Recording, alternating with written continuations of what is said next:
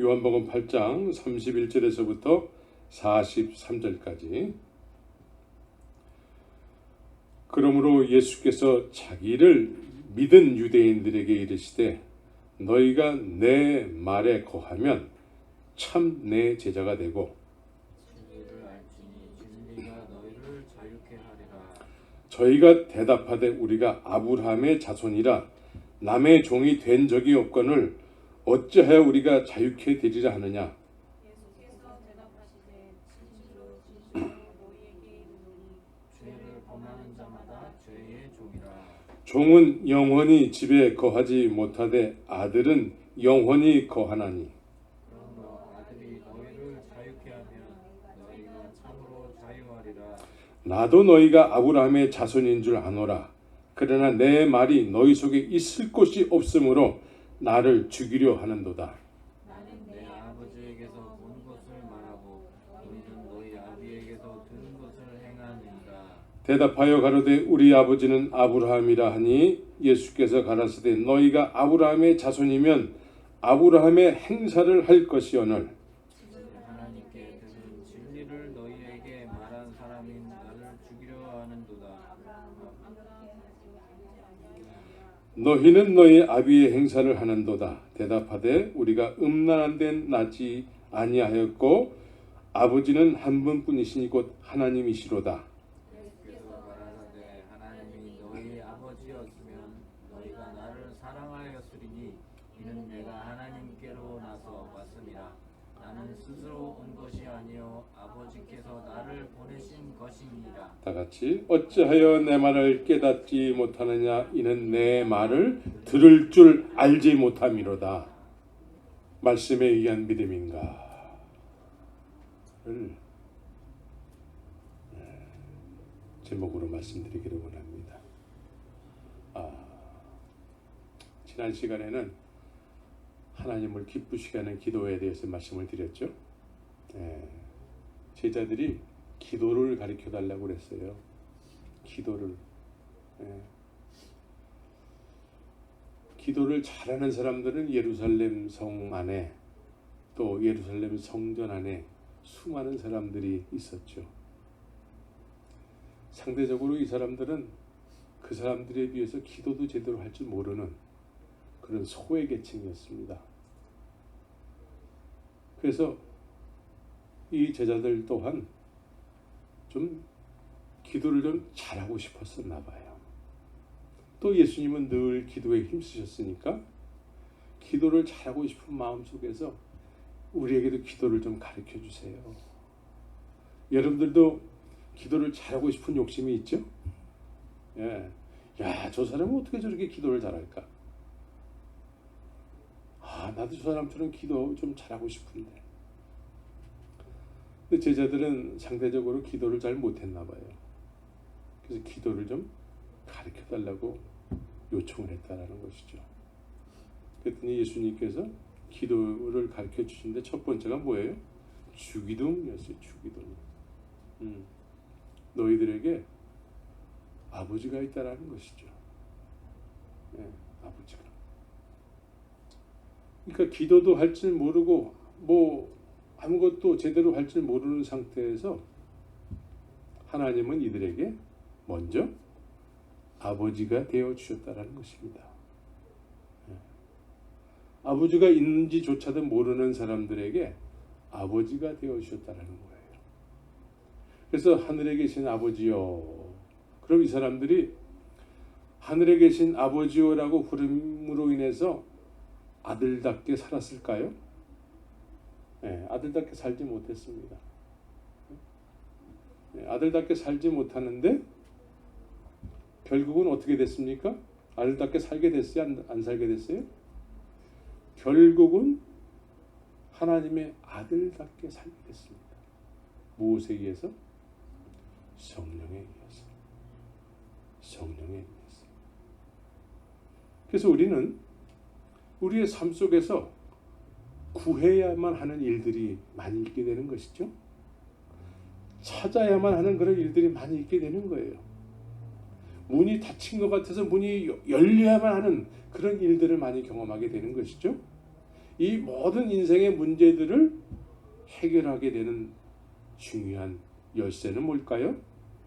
그분이 성령이세요. 성령이 여러분들에게 거하시게 되면은 여러분들은 하나님의 자녀답게 살 수 있는 그런 능력의 사람이 되는 것입니다. 우리는 많은 경우에 하나님을 닮아서 창조됐다고 그래요. 하나님을 사람들이 닮은 삶을 살고 있습니까? 하나님을 닮아서 창조됐다고 하지만 하나님을 닮은 삶을 사는 사람들을 눈을 씻고 찾아봐도 잘 없게 되는 것이죠. 어떨 때 하나님을 닮은 삶을 살게 될까요?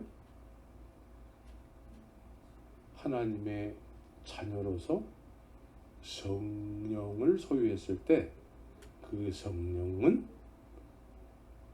하나님을 닮게 하는 삶을 살게 하는 것이죠. 있습니까? 그래서 여러분들은 성령을 소유하기를 힘써야 되는 거예요. 예수님께서 이 세상에 오셨다 가신 목적은 뭘까요?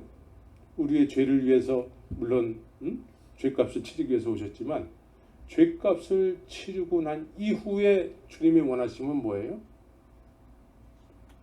내가 너희들 안에 거하기를 원한다. 내가 너희들 안에. 그래서 주님이 우리 안에 거하시면은 우리가 그리스도의 장성한 분량에 이르러서 하나님을 닮은 삶을 그냥 살고 싶어져서 사는 거예요. 믿습니까? 그래서 우리는 성령을 구하는 삶을 살아야 되는 것입니다. 오늘 본문의 말씀을 통해서 우리는 우리의 믿음이 말씀에 의한 믿음인가를 한번 점검해 봐야 되는 거예요. 말씀에 의한 믿음인가? 믿음도 일방적으로 우리가 믿는 믿음이 있습니다. 일방적으로 나는 믿어요. 아멘 할렐루야 하면서 우리가 일방적으로 믿는 믿음이 있어요. 근데 밖에 나가서는 믿지 않는 삶을 사는 거예요. 그래도 나는 믿어요. 그건 우리의 일방적인 믿음이에요. 말씀에 의해서 믿음이 시작돼서 나에 대한 말씀이 이루어짐으로 인해서 살아있는 믿음을 가지고 있는 사람들이 있어요. 살아있는 믿음. 역동하는 믿음. 이 살아있는 믿음은 살아있기 때문에 생명을 잉태할 수 있게 됩니다. 그래서 또 다른 나 같은 사람을 낳을 수 있게 되는 거예요. 그래서 제자를 삼게 되는 것이죠. 이 세상이 창조된 이후로 계속해서 하나님은 말씀해 오셨어요. 예수님께서는 이렇게 표현을 해요. 예수님께서는 8장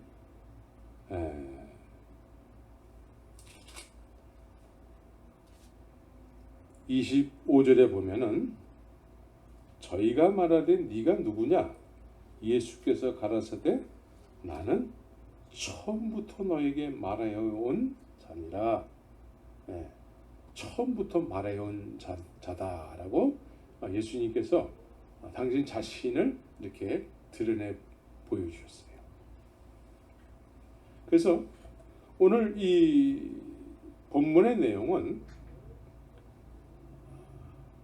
창세 전서부터 하나님이 계획하시고 말씀으로 세상을 창조하시고 또 한 사람 한 영혼을 이 세상에 내보내실 때에 다 어떤 계획을 가지고 말씀으로 어떤 계획을 가지고 있었다는 것이죠. 그래서 이 예수님을 믿겠다고 나온 사람들과 예수님과의 대화예요. 그럼 여기서 중요한 것은 예수님은 그 당시에 어떤 모습이셨을까? 저분은 정말 저분의 말씀을 겉모습을 보니까 저분의 말씀을 듣지 않으면 우리가 손해야. 그렇게 예수님을 느꼈을까요? 여러분들이 저를 볼 때는 어떻습니까? 저 사람의 말씀은 난 반드시 들어야 돼. 이렇게 느껴지십니까? 그렇다고 해주세요. 네? 근데 예수님의 모습은 어땠을까요? 예수님의 모습은 이사야서 53장에 보면은 예수님에 대해서 이렇게 표현을 해놨습니다. 그는 주 앞에서 자라나기를 연한 순 같고 마른 땅에서 나온 줄기 같아서 고운 모양도 없고 풍채도 없은즉 우리의 보기에 흠모할 만한 아름다운 것이 없도다. 예수님의 겉모습이세요. 그러니까 겉모습은 저분의 말씀은 진리야. 처음부터 그런 이미지를 갖고 계시지 않았다라는 거예요. 그런데 이 말씀을 들어야 되는 거예요. 왜? 진리의 말씀이니까. 그런데 오늘 이 사람들은 예수님을 믿겠다고 나왔어요. 믿겠다고. 네. 믿은 사람이라는 것이죠. 그러므로 예수께서 자기를 믿은 유대인들에게 이르시되 네. 믿겠다고. 이 사람들이 예수님을 왜 믿겠다고 나왔을까요? 예수님의 기적을 봤다라는 것이죠. 기적. 겉모습은 흠모할 만한 아름다운 것이 없으신데도 불구하고 예수님은 하나님의 영광의 본체시고 진리시기 때문에 진리 되신 분께서 이적과 기사를 일으키니까 사람들이 믿겠다고 나왔다는 거예요. 믿겠다고. 근데 예수님께서 믿겠다고 나온 사람들에게 기뻐서 말씀하시는 것 같진 않아요. 네. 그러니까 이 사람들은 예수님을 믿겠다고 하지만 마음에 깔린 바탕은 어떻습니까 지금? 네. 별로 예수님이 마음에 잘 안 드는 거예요. 예수님이 말씀하실 때마다 이 사람들이 믿겠다고 나오는데 말씀하시니까 반박을 자꾸 해요. 반박을 한다는 거예요. 왜 반박을 할까요? 지금 우리의 신학의 배경을 가지고 예수님의 말씀을 반박을 하는 거예요. 믿겠다고는 하는데 반박을 자꾸 한다는 것이죠.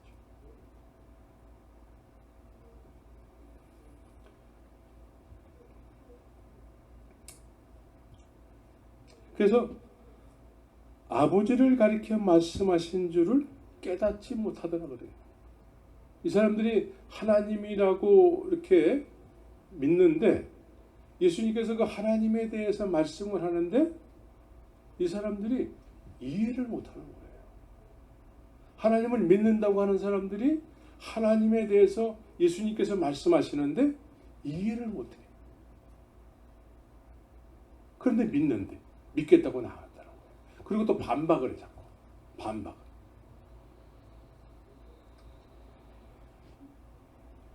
그래서 예수님을 알지 못하면 예수님을 통해서 알아야 하는 하나님도 알지 못하게 되는 거예요.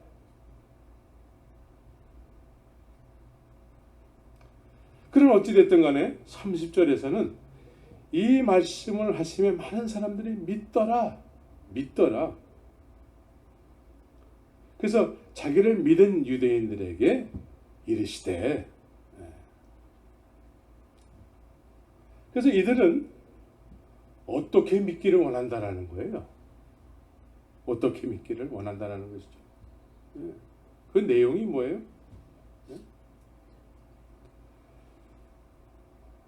믿겠다고 유대인들이 나왔는데 예수님의 말씀은 경청하지 않고 들은 말씀에 대해서 자꾸 반박을 하는 것이죠. 그래서 예수님께서 너희가 내 말에 거하면 참 내 제자가 되고 진리를 알지니 진리가 너희를 자유케 하리라. 근데 계속 반박을 하는 거예요. 그래서 저희가 대답하되,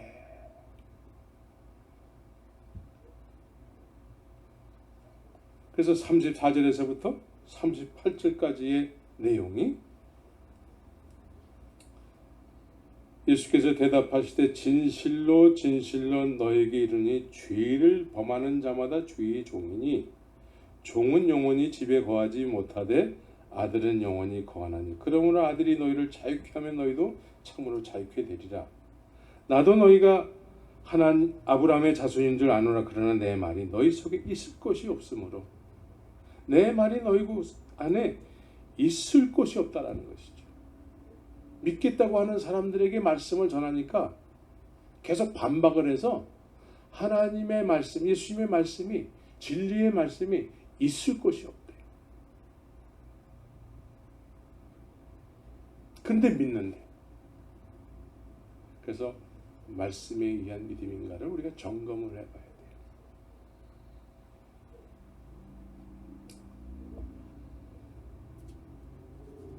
이 사람들은 왜 반박을 할까요? 이 사람들은 왜 반박하는 근거가 뭘까요? 반박하는 근거는 지금까지 여러 사람을 통해서 들어왔던 하나님에 대한 지식. 그래서 우리는 아브라함의 자손이라는 것이죠. 아브라함의 자손이라는 의미는 뭐예요? 난 믿음의 사람이에요 라는 뜻이죠. 난 믿음의 사람이에요 라는 것이 근거가 돼서 반박을 자꾸 하는 거예요. 반박을.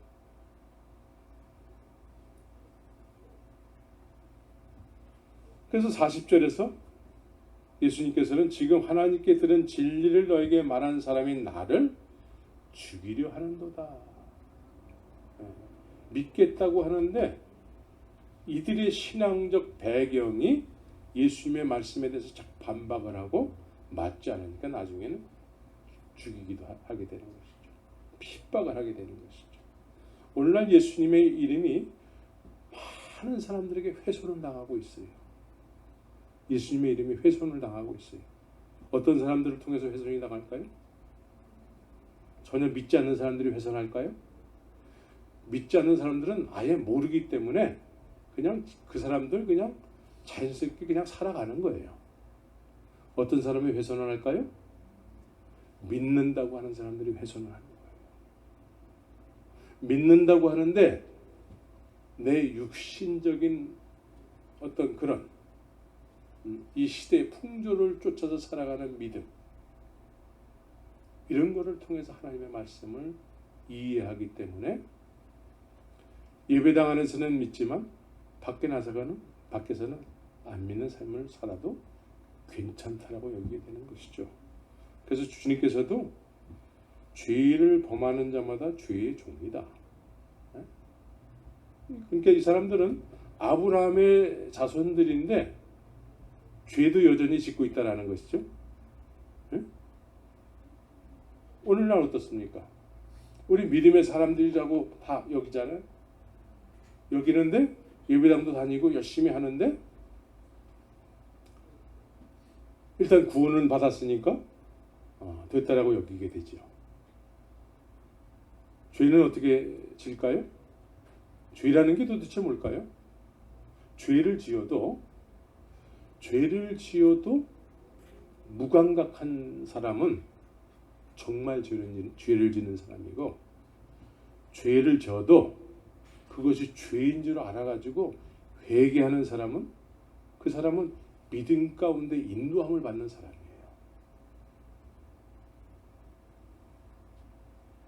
근데 오늘 믿겠다고 나온 사람들 스스로는 아브라함의 자손들이라고 생각을 하지만 여전히 죄를 짓는 죄의 종들이라는 거예요. 그 죄의 종들이 진리의 말씀을 선포하니까 이 진리의 말씀에 대해서 반박을 자꾸 하는 거예요. 반박. 근데 우리는 아브라함의 자손이라는 거죠. 이 사람들의 정체성은 하나님께서 나를 택했다, 우리를 택했다, 않겠다라는 선민 사상을 가지고 있는 사람들이에요.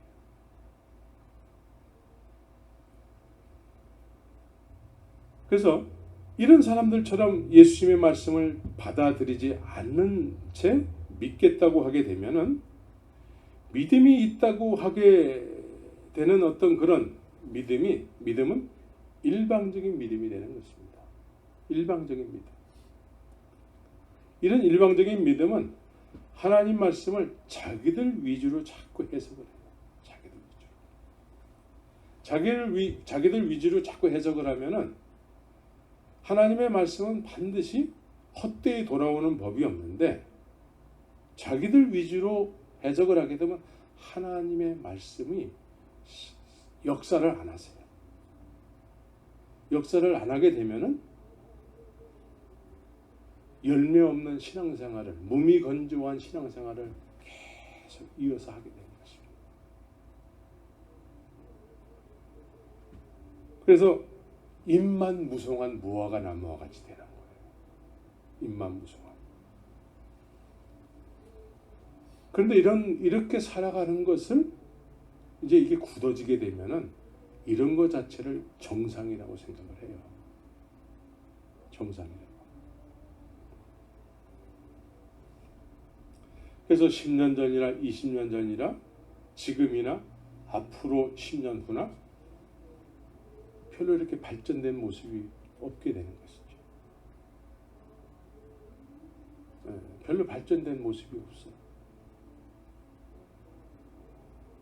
그런데 이렇게 사는 게 믿는 거지. 이렇게 사는 것이 예수님께서 십자가에서 죽으시고 부활하셔서 이 정도 사는 것이 주님의 공로를 의지해서 사는 거야. 결과적으로 이렇게 되는 것이죠.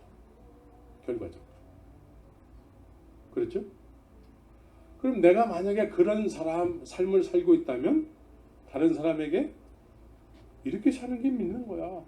이렇게 사는 게 구원받는 거야. 라고 나도 모르게 예수 믿는 어떤 모습을 무언의 가르침으로 가르치고 있는 것이죠. 무언의 가르침. 그런 사람들이 막 양산되는 거예요.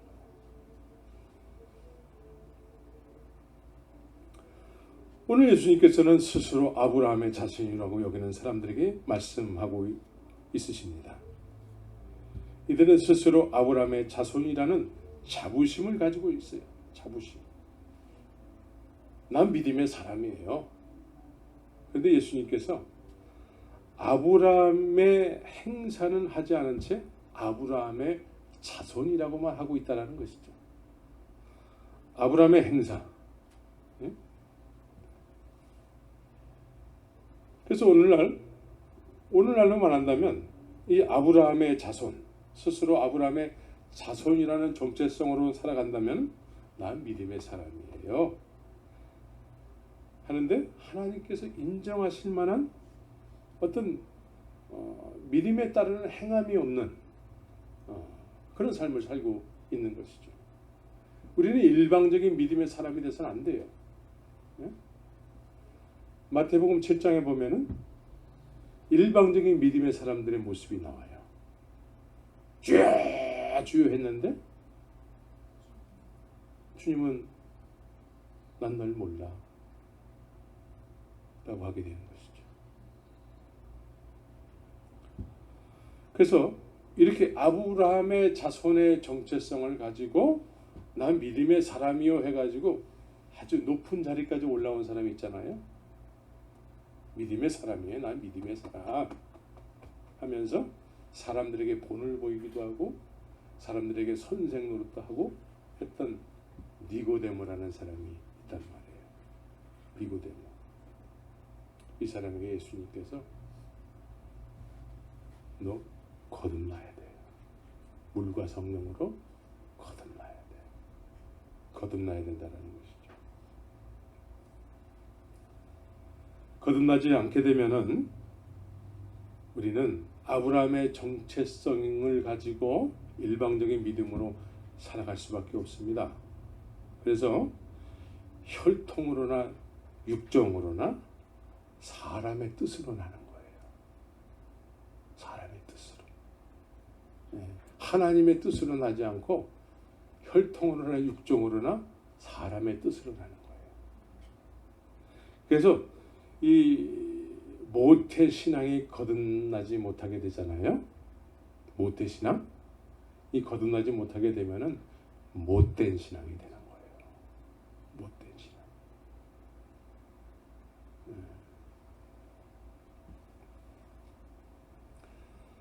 아브라함의 행사는 도대체 뭘까요? 아브라함의 행사.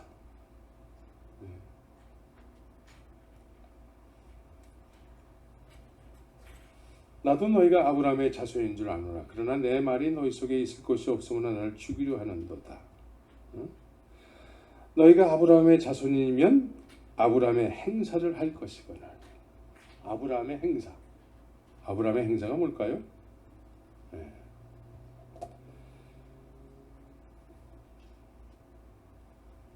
아브라함의 행사. 아브라함에게 하나님께서 말씀하셨습니다. 말씀하시니까 그 말씀이 아브라함 안에 거하게 됐어요. 그렇죠? 하나님의 말씀이 아브라함 안에 거하게 되니까 그 말씀이 아브라함을 인도해 가시는 거예요. 그래서 본토지쪽 아비집을 떠나서 삶을 살게 되는 것이죠. 하나님의 말씀이 아브라함 안에 거하게 되니까 그 말씀은 약속이에요. 약속. 아브라함에게는 비전이고 하나님에게는 약속이에요. 약속을 품고 살아가는 거예요. 약속을 품고 그 말씀이 지향하는 목표를 향해서 길을 떠나게 되는 것이죠. 그래서 말씀이 꽃을 피워야 되는 것이죠. 말씀이. 그래서 말씀이 우리 마음의 밭, 즉 너희 안에 거하면 말씀은 생명력이 있어서 시간이 지나면 30배, 60배, 100배의 결실을 맺게 되는 것이 말씀의 속성이에요. 말씀의 속성. 그러니까 우리가 믿음이 있다고 했을 땐 말씀, 약속의 말씀을 품고 있어야 돼요, 지금. 그래서 믿음은 바라는 것들의 실상이요. 바라는 것이 있어야 되는 것이죠. 바라는 것은 우리에게 비전이에요. 비전. 하나님께서 나를 통해서 이루시고자 하는 하나님의 약속의 비전인 것이죠. 믿습니까? 네. 이것을 품고 살아가는 거예요. 그래서 결국은 하나님께서 그 말씀의 약속에 의해서 그걸 이루시게 되는 것이죠. 그래서 아브라함의 행사라는 의미는 처음부터 말씀하여 오신 분의 말씀이 아브라함 마음에 거하는 거예요. 아브라함 마음에 거해서 그 말씀의 인도함을 받아서 아브라함의 삶의 모습이 그 말씀을 쫓아서 살아가는 거예요. 그러나 만약에 아브라함이 하나님이 말씀하셨어요. 그런데 아브라함이 하나님의 말씀을 받았는데 자의적으로 해석을 해가지고 그 시대 사람들이 해석하길 좋아하는 육신을 따라서 해석을 해서 하나님이 약속했는데도 불구하고 갈대와 우루 내가 나고자 하는 곳에서 그렇게 해주세요. 주님, 하나님, 내가 하나님을 믿기는 믿는데 떠나지 않고 여기서 그렇게 해주세요. 꼭 가야만 해요? 여기서 살면 안 되나요? 그런데 우리의 바라는 바는 뭘까? 우리의 바라는 바가 이런 거예요. 우리는 말씀도 다 갈대와 우루, 본토지쪽 아비집에서 살면서 거기서 하나님의 말씀을 이해하려고 해요. 길을 떠나지 않고.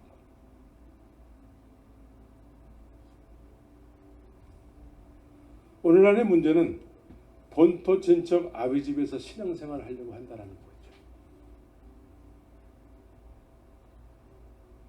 그래서 본토 친척 아비집에서 신앙생활을 하는 것을 또 다른 사람에게 소개하는 거예요.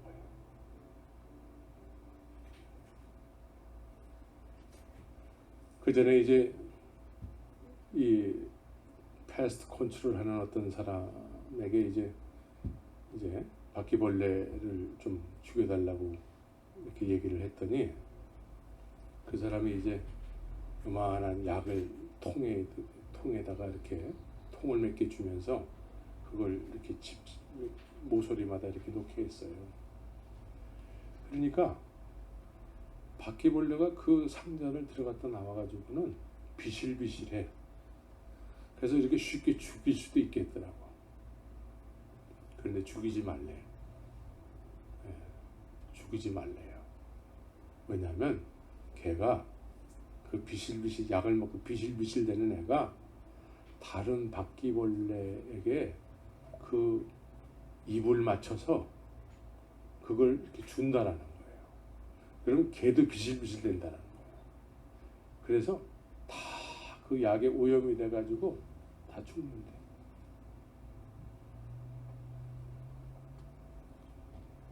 예수님께서도 바리새인의 누룩을 조심해라. 오염이 되는 거야. 본토 친척 아비 집에서 길을 떠나지 않고 거기서 신앙생활 하려고 하는 거지. 그게 진짜 믿음인 걸로 사람들에게 자꾸 소개하는 거예요. 그래서 우리는 아브라함의 자손이다. 하나님이 택했다.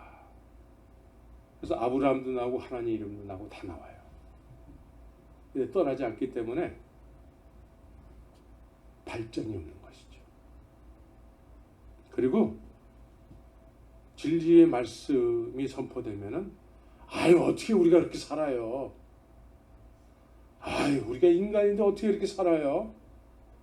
그러면서 반박을 하게 된다는 것이죠.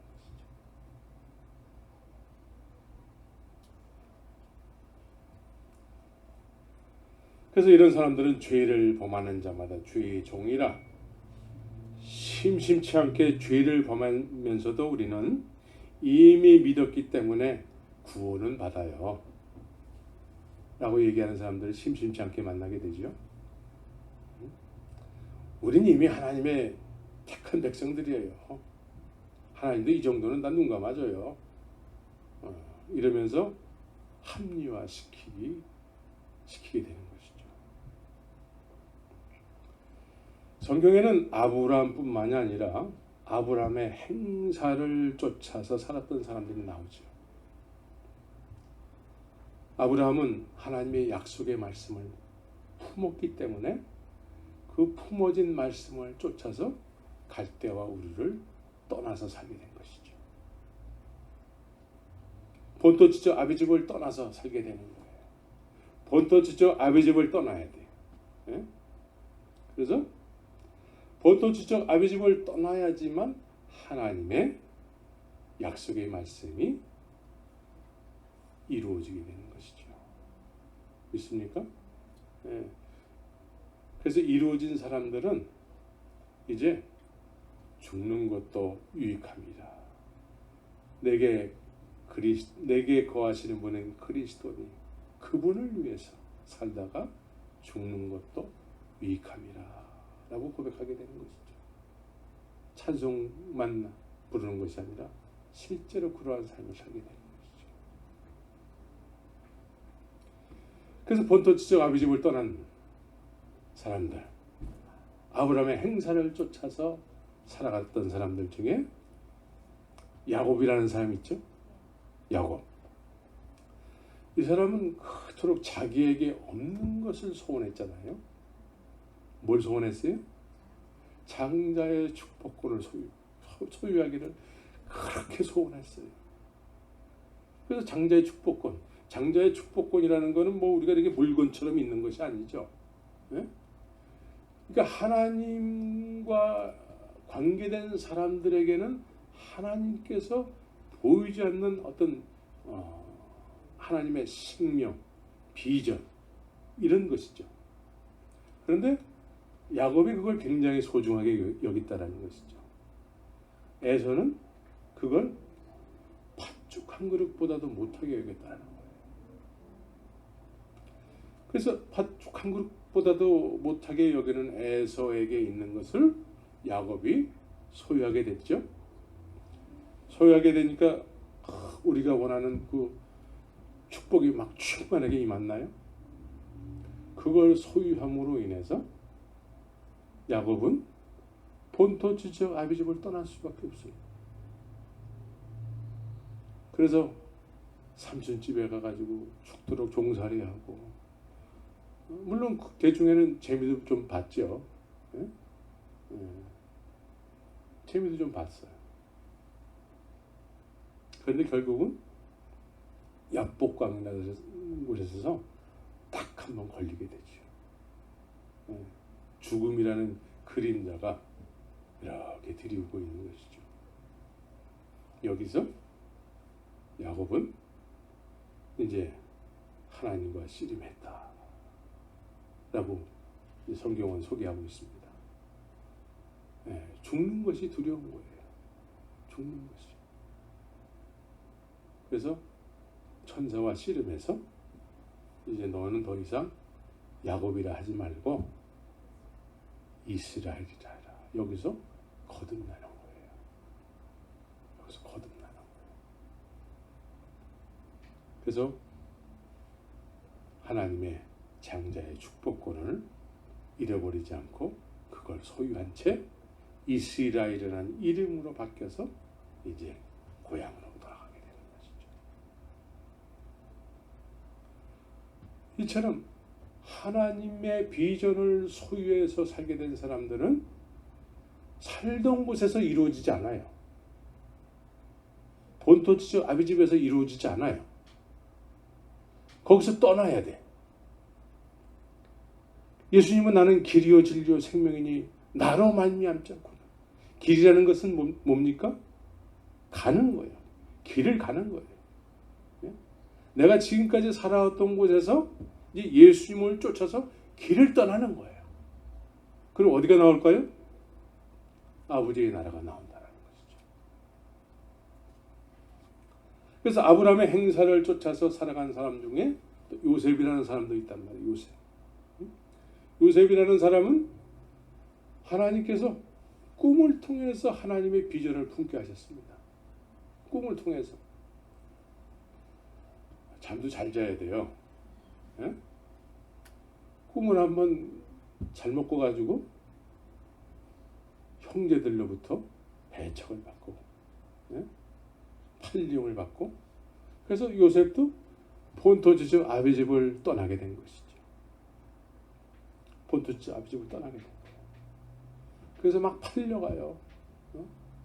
그냥 군대 장관 집에 막 팔려가기도 하고 거기서 오해를 받기도 하고.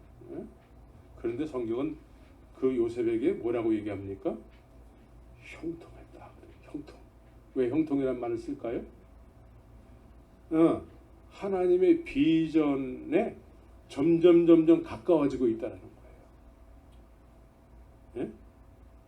근데 요셉 입장에서는 막 팔려가고 그냥 난리가 아니에요. 예? 왜 나에게 이런 일을 허락하십니까? 왜 나에게 이런 고난을, 왜 나에게? 그런데 성경은 형통하다라고 했더라고요. 여러분들이 고난이 왔을 때에 하나님 입장에서는 너 지금 형통하고 있어. 그런 말 하지 마세요.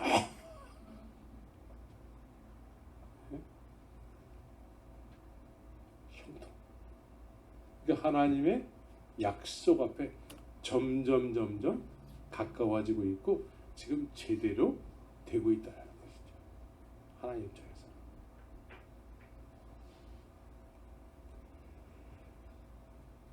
또 모세라는 사람이 있죠. 모세는 태어나자마자 이 애굽 궁궐 안에서 삶을 시작하게 됐잖아요.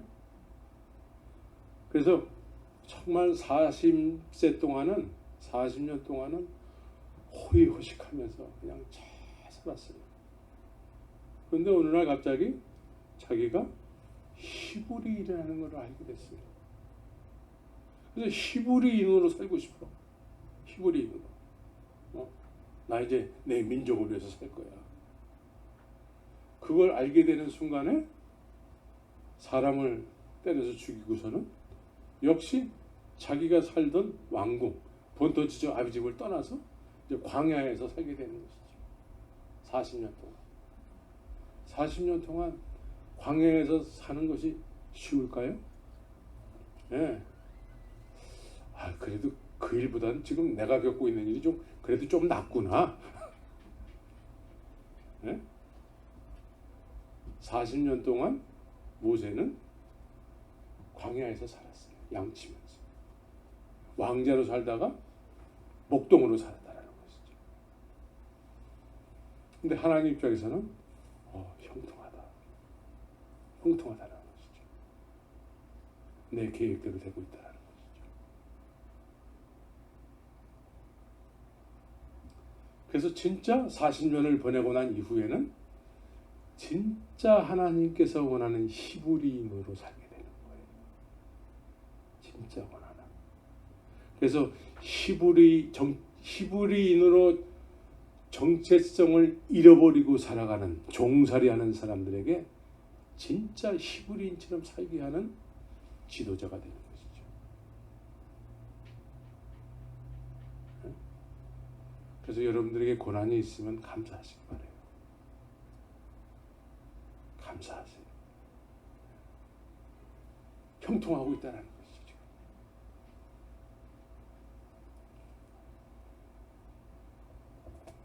그래서 형통이라는 말은 말씀이 잘 이루어지고 계시다라는 것이죠. 지금.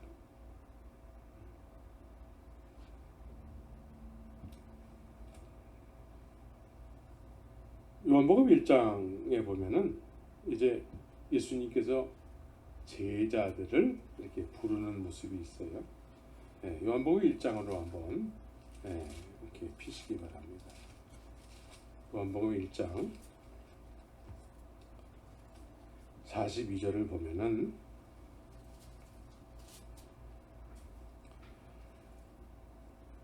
데리고 예수께로 오니 예수께서 보시고 그래요. 보시고 또 29절에 보면은 세례 요한이 예수께서 자기에게 나오심을 보고 가로되 보라 세상 죄를 지고 가는 하나님의 어린 양이로다. 그러니까 이 본다라는 것이 참 우리에게 의미가 있는 단어예요. 본다. 예수님도 우리를 보고 세례 요한도 예수님을 보고 있습니다. 그런데 세례 요한이 예수님을 보는 데 있어서 33절에서는 나도 그를 알지 못하였으나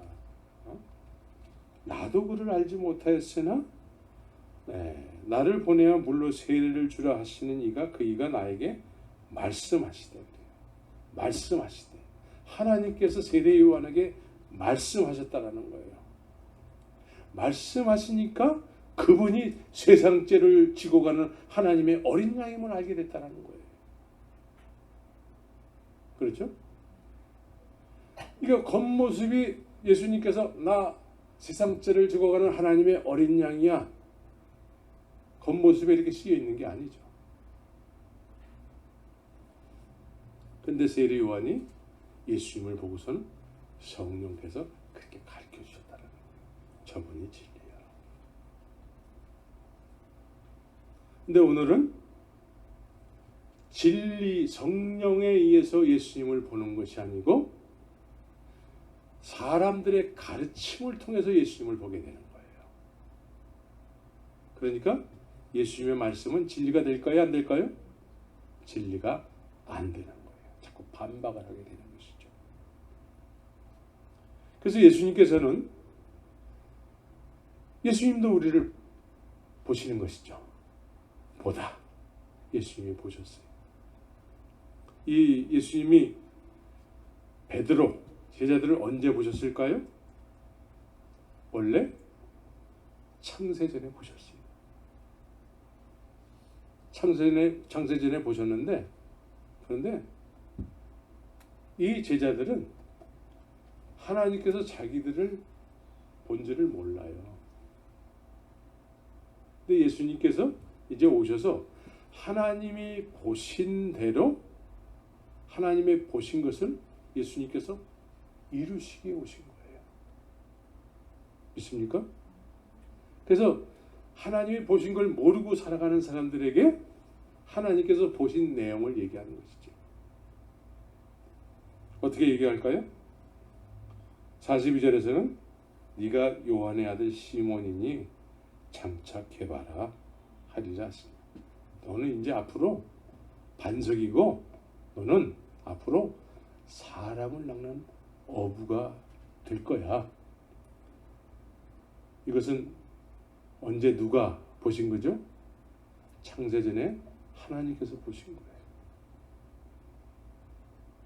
근데 그 뜻을 그렇게 되게 하기 위해서 예수님께서 세상에 오셔서 이제 다시 제자들에게 그렇게 일러주시는 거예요.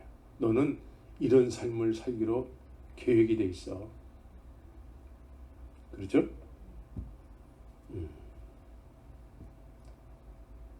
그러니까 우리는 예수님을 성령에 의해서 알아봐야 되고 또 예수님께서 이 사람을 어떻게 보고 계시는지 나는 저 사람 별로야. 그런데 하나님은 그 별로라고 여기는 사람을 너 개봐야 사람을 낚는 어부가 될 거야. 이렇게 보시기도 하신다는 거예요. 그래서 서로를 우습게 보면 안 돼요. 옆 사람에게 한번 얘기하세요. 우리 우습게 보지 맙시다. 여러분들이 저를 우습게 보는 경향이 조금 있죠? 우습게 보면 안 돼요. 하나님은 저를 어떻게 보시냐면 그건 비밀. 우리는 서로 우습게 보면 안 돼요. 근데 이 예수를 믿겠다고 하는 사람들이 오늘 예수님을 우습게 보고 있어요. 우습게 보는 이상은 진리의 말씀이 진리의 말씀으로 들려질 수가 없어요.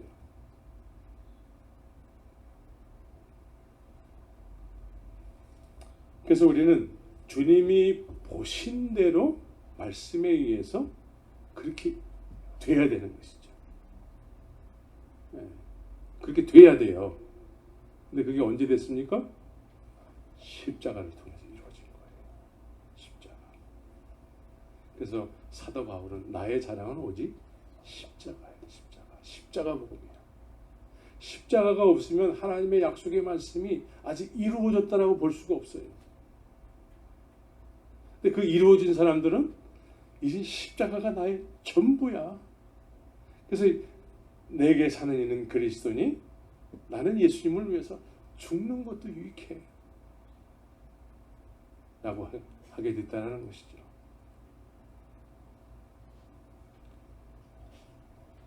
그래서 이렇게 보는 거. 예수님께서 이제 보신단 말이죠. 이 보시는 건 하나님께서 창세전에 보셨다라는 거예요.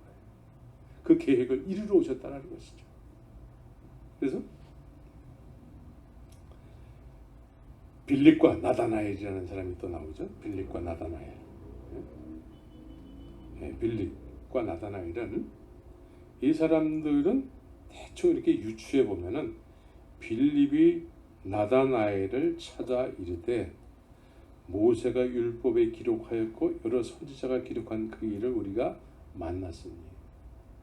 그러니까 빌립과 나다나엘은 친구 사이인데 이 둘은 평상시에 말씀에 대해서 관심을 가지고 있었다는 것이죠. 말씀. 근데 특별히 이 나다나엘은 다른 제자하고 조금 다르게 어느 정도 이렇게 준비가 된 사람이에요. 말씀을 이렇게 관심이 있어하고 묵상하는 가운데 말씀을 묵상함으로 인해서 이 사람들은 이 나다나엘은 뭐 했을까요? 무화과 나무 아래서 하나님이 연락하실 만한 어떤 행위를 했다라는 거예요. 무화과 나무 아래서. 이 당시에 보통 어디 가서 하나님께 연락해 주세요라고 했을까요? 예루살렘 성전에서 했단 말이에요. 근데 이 나다나엘은 무화과 나무 아래서 했대요. 그리고 예수님께서 인정하시는데 이는 참 이스라엘 사람이라 간사함이 없대요. 간사함이. 그러니까 말씀 앞에 너무 충실했다는 것이죠. 그리고 무화과 나무 아래서 주님이 흠양하실 만한 어떤 믿음의 행위를 했다는 거예요.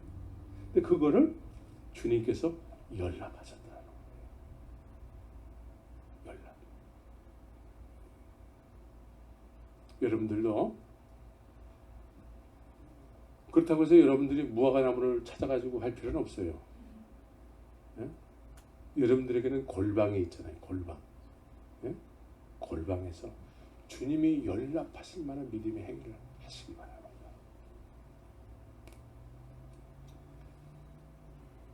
그래서 말씀을 품고 살았기 때문에 간사함이 없는 이스라엘 사람으로 살았다는 거예요. 어느 정도 준비가 된 사람이에요. 이 사람.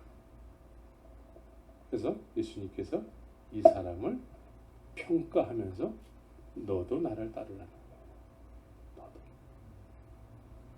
그래서 너도 하나님께서 너도 봤다라는 거예요. 그래서 나를 따르라. 그래서 하나님이 보신 대로 너도 그렇게 돼야 돼요. 여러분들도 하나님이 보신 대로 그렇게 돼야 돼요. 있습니까? 그런 사람이 없다고 해서 푸념하면 안 돼요. 내가 그 사람이 되기를 힘써야 되는 것이죠. 내가 그 사람. 그래서 말씀을 감하거나 가함 없이 말씀으로 깨달음을 얻어야 되는 것입니다. 그래서 순종이라는 단어가 필요하게 되는 것이죠. 순종이라는 단어는 내 상식을 뛰어넘는 것인데 그게 진리이기 때문에 내 상식하고는 맞지 않지만 내가 그 말씀 앞에 무릎을 꿇어야 된다는 것이죠. 그러나 내 어떤 편견을 가지고 이 말씀을 자꾸 보게 되면은 나를 자꾸 합리화시키는 거예요. 그렇게 살지 못하는 나에 대해서 나를 자꾸 합리화시키게 돼요. 그래서 순종을 안 하게 되는데 순종을 안 하게 돼도 괜찮다라고 여기게 되는 것이죠. 그래서 순종을 안 해서 괜찮다고 여기게 되면은 입만 무성한 무화과 나무가 되는 거예요.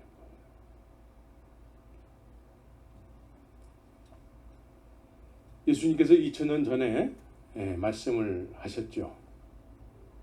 오늘 이 시대에도 예수님이 오신다면 동일한 말씀을 하시게 될 것입니다. 그래서 예나 지금이나 말씀하신 말씀을 우리 안에 거하게 해야 되는 거예요. 네? 예수님께서 내 말이 너희 안에 거해야 되는데 거할 것이 없다라고 얘기하잖아요. 그 2000년 전에 이 말씀을 하셨으면은 2000년 후에 살아가는 우리에게도 동일하게 말씀하신다는 것이죠. 그죠? 그래서 여러분들은 말씀을 묵상을 해야 돼요. 말씀의 인도함을 받아야 되는 것이죠.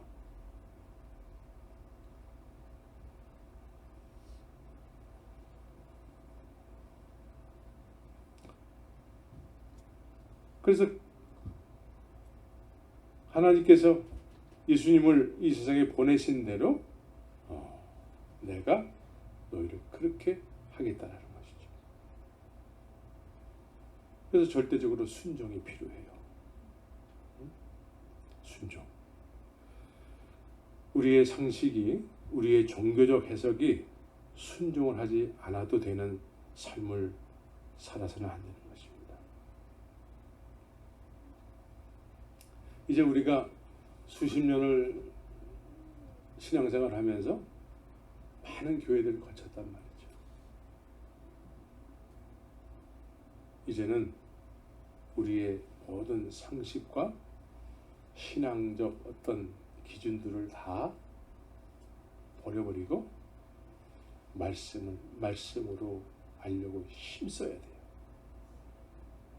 왜 힘써야 되냐면 우리는 그동안에 순종을 해야 되는데 순종하지 않아서 그런 삶이 내성이 생겼어요. 내성이. 이 내성이 얼마나 강하게 생겼는지 몰라요.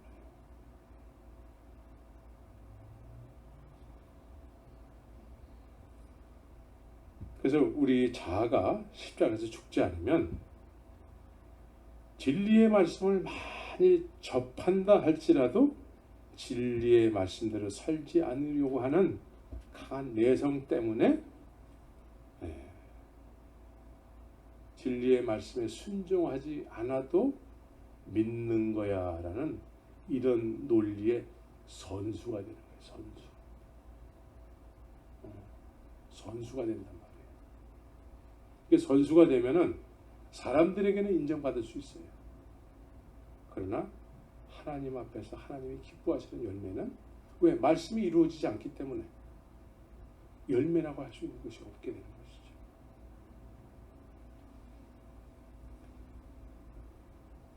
그래서 이렇게 선수가 되게 되면은 주님 가신 길을 우리가 쫓아가야 되는데 주님 가신 길을 피해서 가는데 선수가 되는 거예요.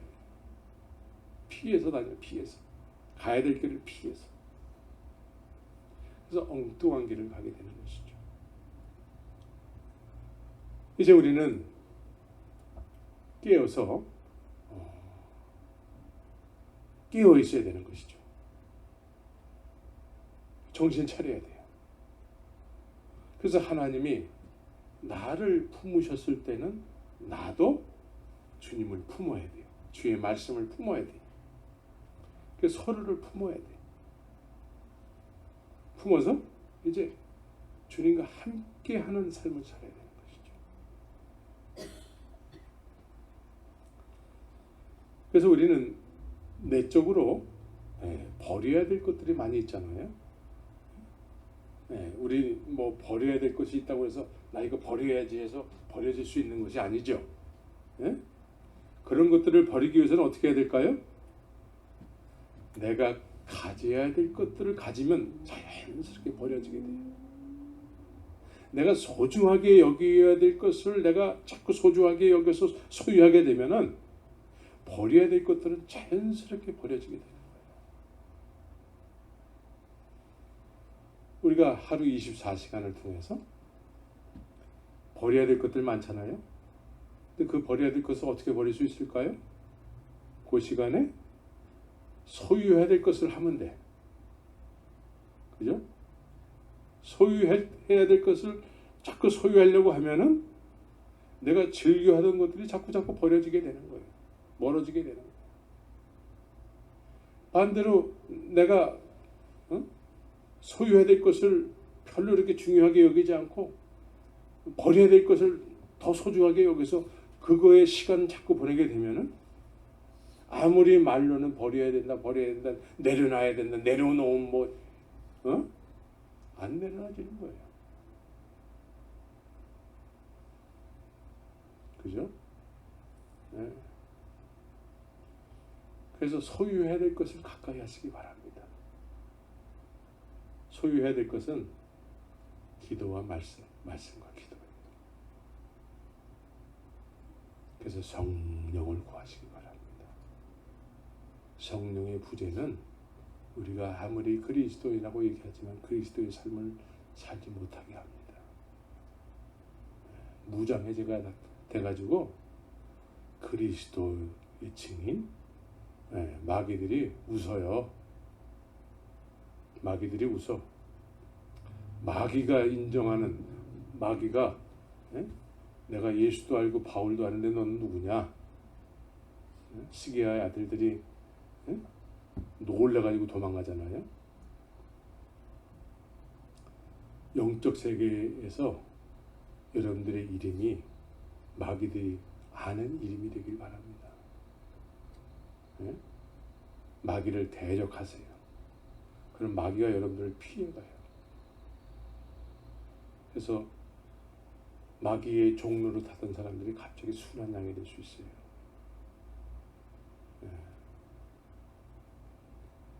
그래서 우리에게 중요한 것은 소유해야 될 것을 중요하게 여기시기 바랍니다.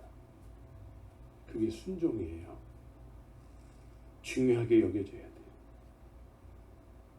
그래서 말을 하려면 하나님의 말씀을 하는 것처럼 말씀하고, 봉사를 하려면 성령의 도우심을 하는 것처럼, 그렇게 우리가 주님과 동행하는, 주의 말씀이 나에 대한 주님의 말씀, 하나님께서 창세전에 나를 보신 그 보신 대로 되어진, 그래서 그리스도께서 내 안에 사심으로 인해서 내가 그리스도를 위해서 죽는 것도 유익하다라는 고백을 하면서 실제로 그러한 삶을 사시기를 예수의 이름으로 축원합니다. 같이 기도하겠습니다.